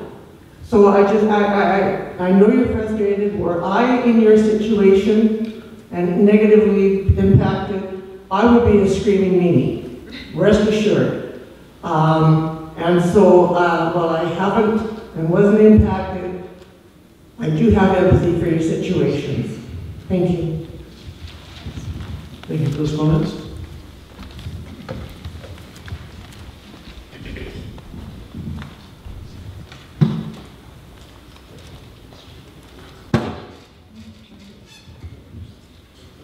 My name is Joe Rickman. I have a property on 90 meters old. And I see there returns some areas to natural floodplain. Does that mean the 90 meters old area? So at this point, I can't answer any of that because I'm not allowed to release any of that information, and there's been no decisions made. Is there a possibility to make suggestions about that? Absolutely. And who do I go to? So the number that we had up on there for the recovery center, if you can give us a call there, by all means, we would like to hear from you. And in fact, tomorrow morning is probably a good time because the engineer will be in town for a little while. Anytime, what's tomorrow? Yeah, anytime if you can call before 10. We've got 10 to 12 is pretty busy, and then all afternoon. But or just drop by the RDKB office and just ask for us. Thank you. Okay. My name is Norma. I live between 2nd and 3rd Street on 75th Avenue, just down from the medical clinic. Our place was flooded last year with about 1.5 inches of water, and the damages after recovery was over $25,000. This year we had 5 feet of water in our basement, and what we replaced last year is totally wiped out up to the floor of the upper floor. My question is to the city. I understand that you can have back check valves on your sewer line between your house and the city. We moved in there June 1st last year. Our neighbors moved from Calgary. They were told those were on the line, and they were flooded out as well with 5 feet of water in the basement. And we don't want to rebuild our suites if there's no back check valve on the sewer line. So I would just like to know from the city if this is in the works for this year, because we don't want to be flooded 3 years in a row. Thank you. Okay, sorry, was that water or was that sewer that backed up? Oh, it came up to the sewer line, in the bathtubs, toilets, in the basement. We had 4 water pumps in there, a 2-inch pump. We had 4 pumps down there. We pumped from 9:30 in the morning till 5 o'clock that night, and we couldn't keep up to it. We left, we came back the next morning, there was 5 feet of water in the basement. So we have video, we have pictures, we had siphon hoses coming to the toilet, out of both bathtubs, and out into the yard, and in the end we couldn't keep up. We had to let it go. So it came through the sewer in the basement. Right. Okay, thank you for that. If you could phone the Public Works yard, I can look at the situation. We are looking at putting inspection chambers with the backflow preventers, which would keep anything coming from the sewer system, the city sewer system going into private property. So that is something that we're actively working on, but I don't know if you're on the list, so I would like to make sure that you're on the list. So if you could phone Public Works. If you ask for me, please be patient. I'm experiencing high call volumes right now, so but we'll take a message and I will promise to get back to you. So, David. Thank you. David Reed. Reed. R-E-I-D.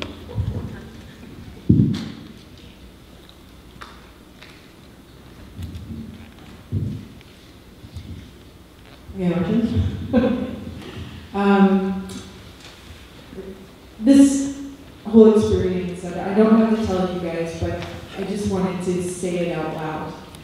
For everyone here who's been flooded, it's been highly emotional, and people are reacting different ways. Some people are getting depressed, some people are experiencing fear, some people are experiencing anger. Some of us are still in shock months later. There's people who still can't go back into their homes. They haven't been there since the flood occurred.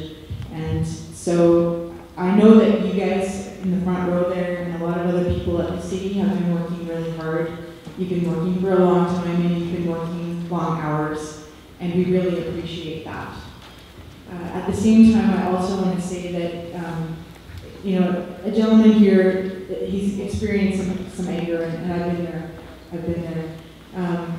And to come here and vent, I think that's a good thing. So I would hope that you guys allow that to happen. It's part of our process. The recovery process involves a lot of emotional stuff that's going on for us too, and I know it doesn't feel good to get yelled at, but we have to ask you guys to be patient with us too and with our emotions. And the other thing that I wanted to say is, as part of the survey that's being done for the unmet needs, that survey, I'm part of the process and I'm helping to recruit some volunteers to do that over the next few weeks. And so what we're looking for, and I know everyone here who's been flooded is overwhelmed, but if you happen to have a few hours over the next couple of weeks, we need some people to go knock on doors and collect data. And this is going to benefit all of us. So we need people still to go to Riverside Drive. We need people to go to Manly Meadows and Nursery. And we need people to go to Johnson's Flats. There'll be about a half-hour training period where you'll go in, you'll learn to punch the data into an iPad. You'll go door to door with another team member. And so I'd like to encourage you, if you have a few hours and you're feeling all right, come and talk to me after this, and we'll get you on the team. Thank you. There's a gentleman up here who's got his hand up. He's had up for a little while. Hi, I'm Rona Bolts. I also live in Johnson Flats, and my concern is that we are already into the end of July, and I know that, you know, everybody's doing their best, but I'm really afraid that next thing you know, it's going to be Christmas, and you know, we're going to be revisiting this all next spring. And I don't know, the process just seems really long and just not a lot of answers, and yeah, we need some answers for sure. We do. Thank you. And again, all I can say is we absolutely recognize that, and we're working towards getting you the answers as best we can, given the constraints of all the different systems and organizations that are involved in this. If it was just a few houses, it would be a fairly simple process, but it's not just a few houses, and there's a lot of complexities to this.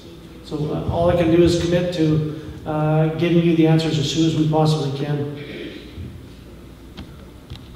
I know that's not the right answer, and clearly other folks in the room would agree with you on that statement, but that's just one of the realities that we're working with as well.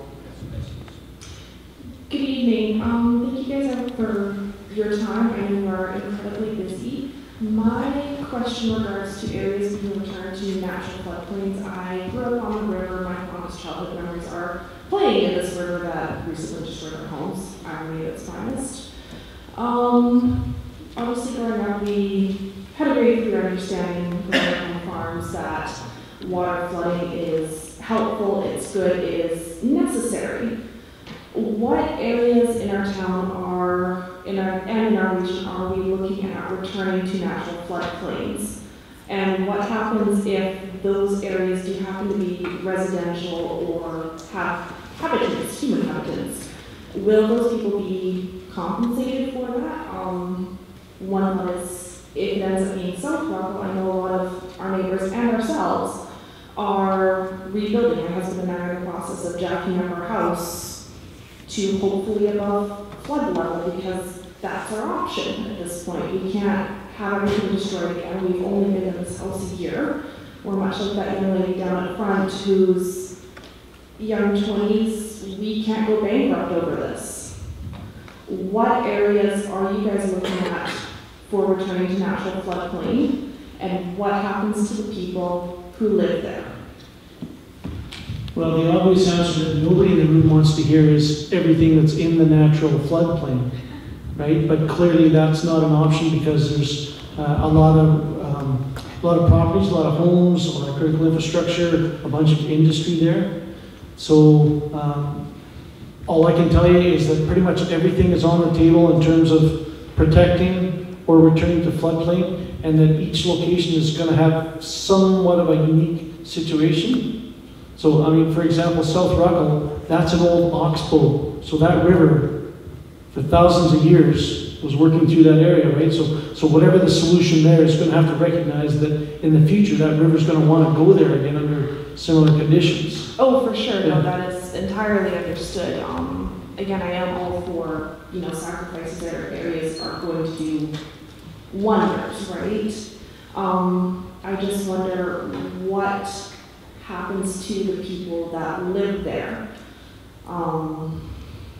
Will we be relocated elsewhere? Will we be bought out? What does that process look like? So I'd offer that all of that is on the table.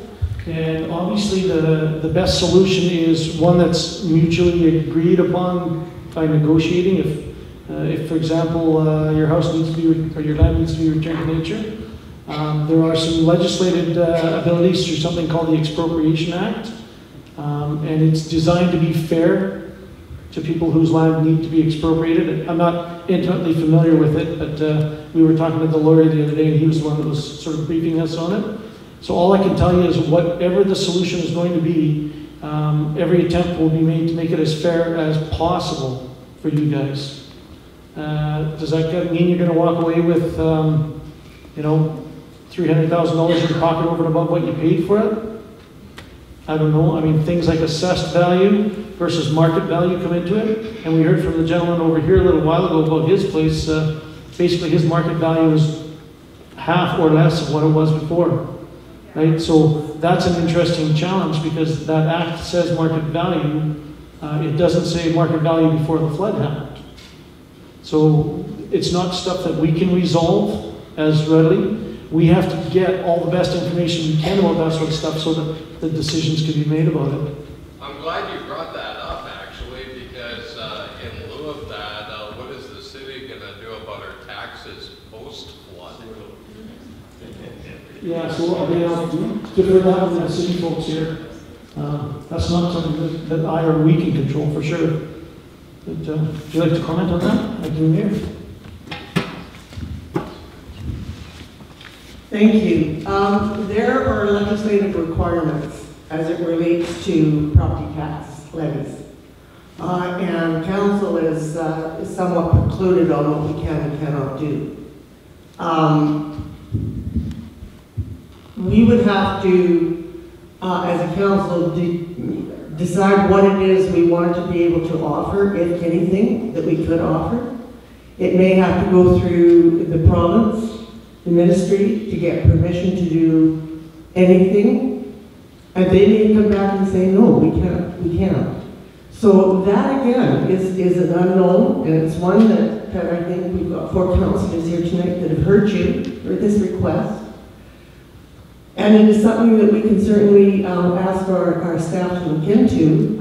As a previous tax collector for the city, I am somewhat familiar with what went on, but I don't know what the current legislations are, and I don't know if there's anybody from the ministry that can further comment on that. But we hear you, we understand your concerns, we want to work with you, and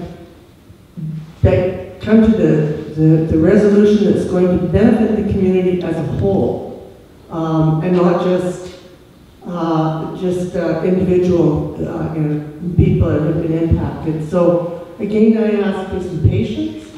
We're hearing your concerns. It's good information that we can take back and have a discussion as council as a whole. And if there's anything that we can do legally, then I would refer that to our management team. I'd also say to Stephen that that Expropriation Act, whether it was pre-flood, post-flood, whatever the property was deemed worth, everybody's going to have to take into consideration at the end of the day what these people owe on their mortgages, brass tacks. That's the bottom line. Yeah, absolutely. And again, another great example of the complexities that we're trying to manage all this around. So my question had to do with the excellent question we just heard about, so I'm glad that was covered. I had a couple others though. Considering we heard about flooding issues, I'd really like to direct an answer, or hear an answer from our provincial representatives, considering we got lots of Flint folks here today. Also, regarding the gentleman's question about dredging, talking about increasing the capacity of, of the river, has anyone considered widening the gorge? Is that on the table? Would that have an impact? So there's a few things there. Thanks. You want to dam it? No, why? Dredging. Widening the gorge? Dam Do you have any potential representatives that wanted to take on these questions? If you do, I'll come to you with the mic. So I know myself, I haven't heard anything about a place called the Gorge, so I don't know what that is. Talking about Cascade Gorge? Oh, okay, so I'm assuming that's north? Cascade Bridge. Okay. Where the falls are there. Okay. It's a tight canyon that's open to see a greater capacity. Yeah. I don't know if that one's been identified by the professionals or not yet. Yeah, maybe I'm out to lunch, but it makes sense on my. Hi, Jim Guido here. Came on, I was brought on a couple days a week just to support the flood recovery. I'm recently retired from Flint Row in Castlegar, so I'm supporting here. I'm not sure specifically what question from Flint Row you want. Let me try a couple of things. Talking about the impact of forestry. Oh, okay, good. So one of the discussions we've had, I'm part of the government team that supports this team from Flint Row and other ministries. We did talk about, in one of the meetings, and I don't know Grand Forks very well, although it is part of the Selkirk district, and so I was responsible for it. When you look at the flows that the river had, and maybe Mike can support me on this from some of the previous discussions, when you look at the flows that happened, and we talked about damming at some point upstream and holding that water, the capacity to hold the amount of water that came is nowhere near what would make any difference to the impact on the community. The flow was so much and so fast that you might be able to hold it back for a day or two, and then you've got the same volume. So that's kind of the dredging, the storage, the blocking cascade. So maybe it wasn't clear. Okay, so that's one. I'll give you the mic back when I go to the other question, briefly. At risk of putting a bullseye, I am a professional forester. I worked for 35 years with government. We were Forest Service. We are now Forest Lands and Natural Resource Operations. So Ministry of Environment, from the operations perspective, is us. We are an amalgamated operations ministry now. So 6 ministries: agriculture, environment, Forest Service, and a few others. So those biologists, those habitat people, those fisheries people are within our ministry. It troubles me a tiny bit when Mike says that the companies are hard to deal with. Like they have legal requirements. They need to get approval for their logging. They have to do hydrology reports. They have to be aware of the amount of logging and the potential for impact on flow. Now, that's always a balance. You listen to broad government, it's economy and it's stewardship, it's environment. So there's a lot of industry here, there's a lot of people that I think get their paychecks from the sawmill. So we have to balance that logging opportunity, the economics that brings forward with the environmental requirements. And I will work with the licensees have to do rate of cut analysis for how much forest is being removed. And I think it's a good question. It's come up at least 3 times now. And I'll take it on to pursue it to the extent that we can support the data gathering and report back. Although it's one of those things that starts to get a bit out of scope for this team. So there's some risk of not doing the question justice in a superficial review, but I'll commit myself to work with Mike on the environmental portfolio and see if we can't get some action. So that's what I'm hearing. You can have this back. But you're managing for the 2x4 rather than manage for the well-being of the community. And this is more talk and log. There's maximum 10 years of logging left in this district. In 10 years, it's out. Talk to anybody who works in this. So in the interest of time here, I'm going to jump in. I think it's my turn. We've got 10 minutes. So I've got a question here and one more. And that's Donald Ferrand, who was just speaking, is right on. And I will say that what's needed, and I've noticed in the last 5 years I live on the river, the sediment levels have increased every year during the spring. Logging, it's a very delicate matter in this community. It's supported by all the people. Forestry is the big industry here. We understand that. But Mr. Ferrand is absolutely correct.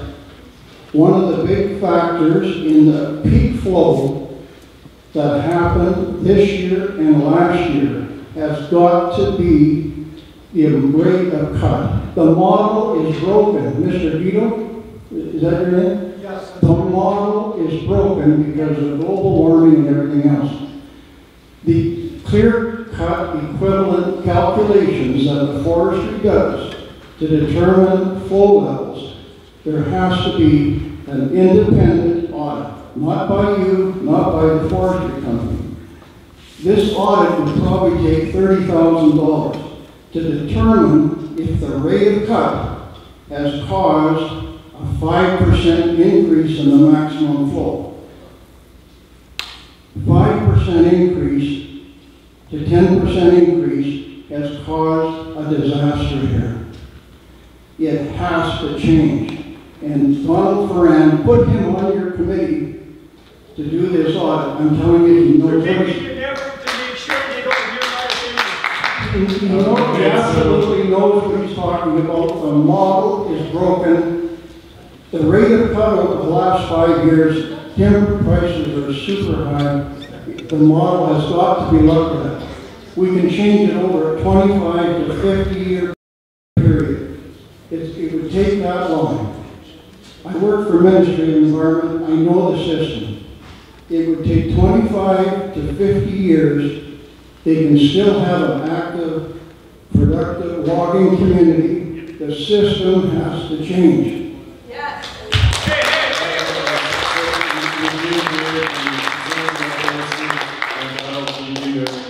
And hear your voice loud and clear. So we'll go one more question on that side, one more question on this side, and then we'll be hitting it. I don't have a question, unfortunately. I would just like to make a statement. And I second what the gentleman said over there. And to speak of stewardship, it's not happening in the forest. It's a pure economic question right now. It is a totally sloppy system. I walk in the clear cuts. It's a destruction of entire ecosystems. It cannot go on. It should not go on. No more clear cuts. You have to start select logging. I'm not against the logging industry, but you cannot go out there and destroy entire mountainsides. It is just not okay anymore. It's not a question anymore of being foresters in BCTS. Unfortunately, there may be foresters that start, and in the end, they are timber merchants, nothing else. Thank you. We have heard loud and clear about forestry.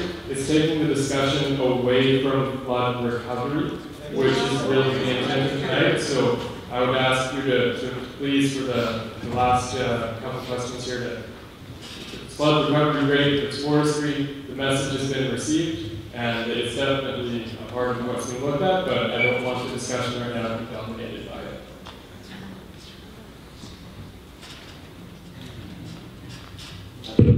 Excuse me, that's all we're going to talk about. My name is Stan. I've been in this valley since 1959. I'm a logger. I killed a lot of trees in my time. And I log selectively and clear cut. But I know what's happening out there. I spend 2 or 3 days a week out in the forest. And what's happening out there is that what we got is a coyote in a chicken coop out there. In other words, the Interfor or Bagging Brothers or whoever else is taking the wood aren't looking after the roads, the culverts, the forest itself. Like, I mean, we all know, you cut yourself, you put a Band-Aid on. Well, you go wash your hands and the Band-Aid falls off. Yeah, well, the point is, knowing what I know about out in the forest, the water in this river now is half as deep as it used to be 15 years ago. In other words, we have so much silt and sand that come down from poor logging practices that it's filled up the river to where, you know, everybody said there was a big, massive snowpack. It was not a massive snowpack. I know a lot of you old timers know that have been around here. 6 feet on the Paulson is not a massive snowfall. And this year wasn't a massive snowfall, but the fact remains that because of the river being as shallow as it is, it's going sideways because it's not deep enough. So the only options you got, what I can see, I'm really afraid that this is going to happen next year. And the only options you people got is move the town up or dredge the river. And you got to start right from the border, and you got to do that. And all it takes is hose on each side, just going up the river, taking it, make it deeper. That's the only thing that will save this town. Thank you.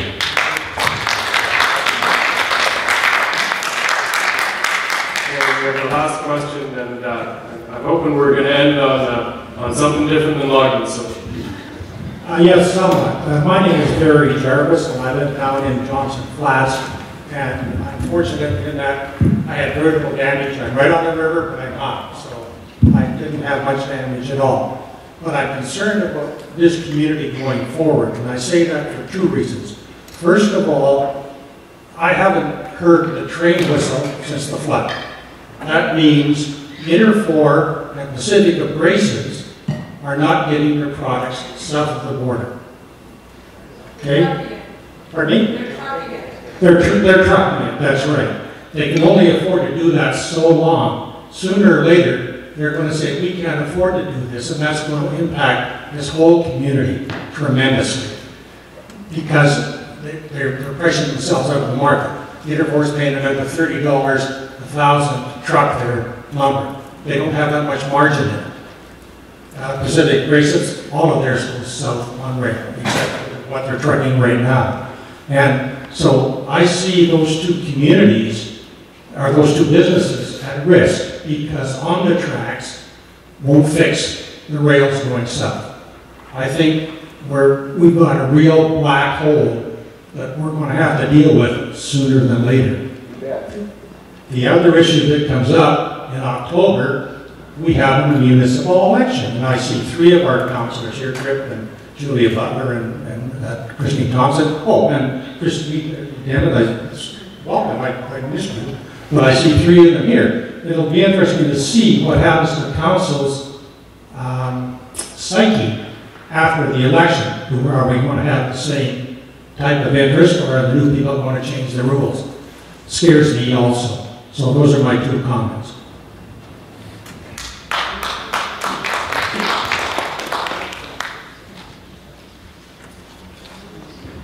Okay, well thank you everyone for coming out tonight.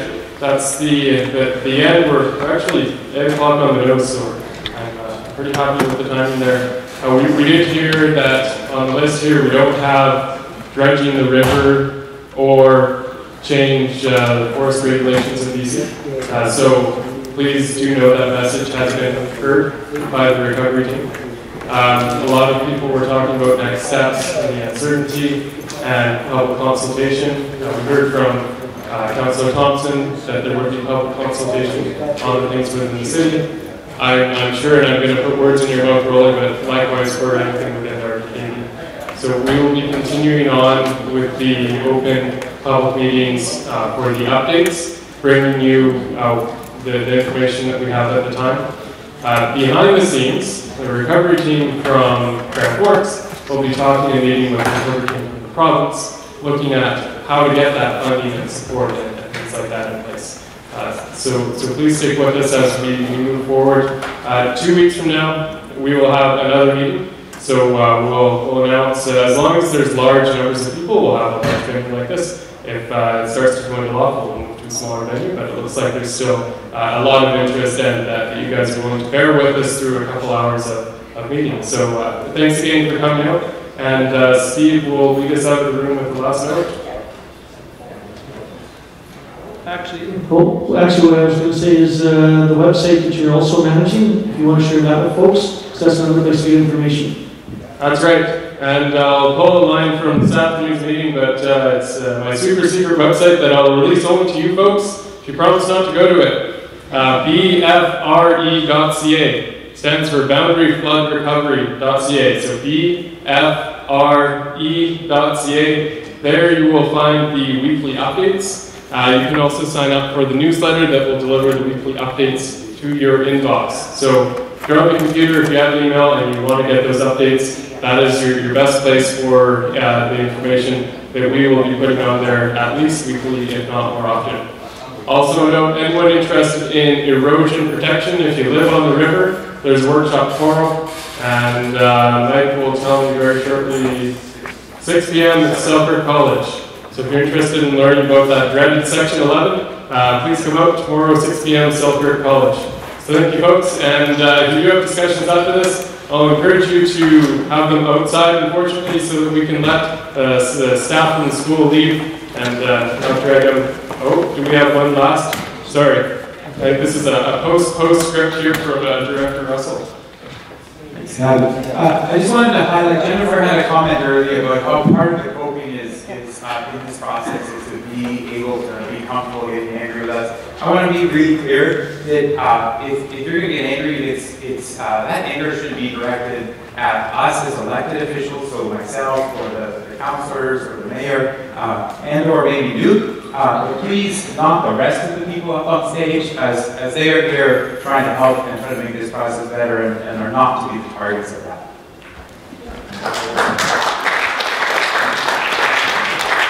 Okay, all I can say is thanks again, and we'll see you in a couple weeks.